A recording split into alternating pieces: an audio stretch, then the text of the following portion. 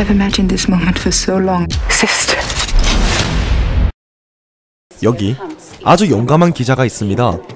그가 적은 기사는 한 재벌의 민낯을 그대로 폭로하고 있었고, 미카엘과 재벌에 관련된 모든 기사들은 뜨거운 감자가 되어 세간의 주목을 받고 있습니다.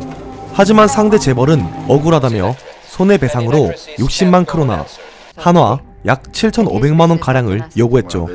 일개 기자 홀로 거대한 재벌을 상대하기에는 어림없었습니다. 패소가 확실시되고 미카엘은 큰 상심에 빠져 있을 때, 문제에 빠진 미카엘을 흥미롭게 보던 헨리크라는 재벌은 그에게 꼭 부탁하고 싶은 일이 있다며 미카엘을 자신의 집으로 초대합니다. 처음에는 거절했지만 계속되는 재판에 지친 그는 헨리크를 만나러 스웨덴 북부로 향하게 됩니다. 헨리크는 미카엘에게 40년 전 사라진 자신의 손녀 하리에트 사건을 부탁하게 되고, 그렇게 미카엘은 이 미스테리를 해결하려 합니다. 그리고 그곳에서 미카엘은 천재 해커인 그녀를 처음 만나게 되죠. 그렇게 둘은 미스테리를 풀기 위해 스웨덴 북부의 눈이 아름다운 섬에서 미스테리를 해결하며 추악한 진실 속으로 걸어가는 내용을 담고 있습니다. 일부를 먼저 간단하게 소개를 시켜드린 건 아직 못 보신 분들이 계시다면 꼭 한번 이 영화를 먼저 시청하신다면 세계관을 이해하는데 크게 도움이 될 거라 판단해서입니다. 이 영화가 개봉하고 사람들은 당연히 한 캐릭터에 엄청난 관심을 보였습니다. 바로 짧은 머리에 문신투성이의 몸, 엄청난 피어싱을 한 여성 해커인 리스베트 때문인데요. 밀레니엄의 상징이 돼버린 이 캐릭터는 다시 한번 우리들 곁으로 다가오게 됩니다.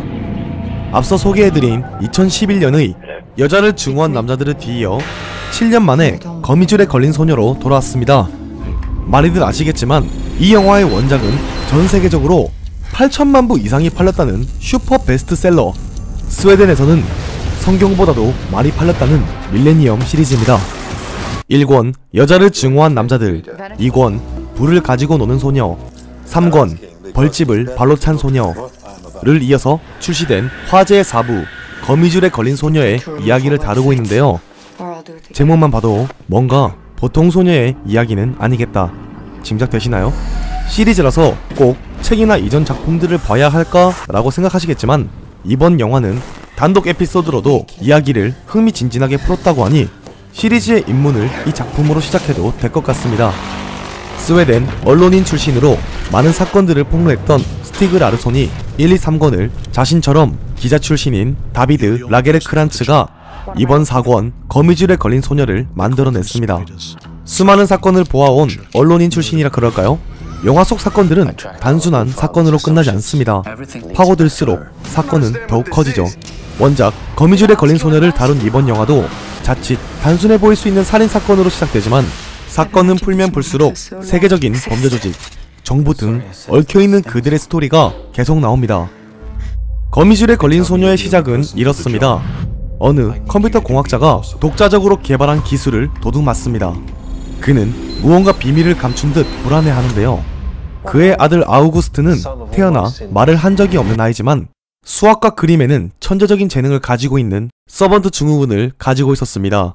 어떤 사건에 휘말린 듯한 이 컴퓨터 공학자는 천재 해커인 리스베트와 미카엘에게 각각 사건을 맡기게 되고 돌연 살해가 됩니다. 서번트 증후군을 가진 유일한 목격자인 아우구스트와 사건을 해결해 나가는 리스베트는 세계적인 해킹 범죄 집단인 스파이더스와 연관이 되어 있음을 알게 되고, 오래전 연을 끊고 살았던 쌍둥이 동생 카밀라는 아버지의 사업을 물려받아 악명 높은 스파이더스의 수장이 되어 있었고, 인신매매, 청부, 해킹 등 범죄를 아무렇지 않게 저지르는 사람이 되었습니다. 리스베트에게 자신이 저지를 죄의 결정판을 되찾아 달라고 의뢰한 박사. 그런 의뢰를 받은 리스베트를 쫓는 의문의 조직은 악명 높은 범죄 조직인 스파이더스. 설상가상으로 그 조직의 수장은 자신이 그토록 혐오하던 아버지의 모습을 그대로 닮은 쌍둥이 동생 카밀라. 박사가 남긴 수많은 미스테리들.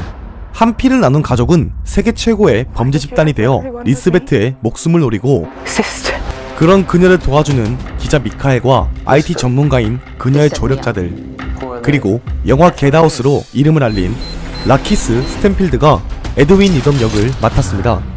제목과 마찬가지로 국제 해커 범죄 조직 스파이더스의 거미줄에 걸려버린 소녀의 외롭고 무서운 싸움을 아주 긴장감 넘치게 그려낼 예정입니다.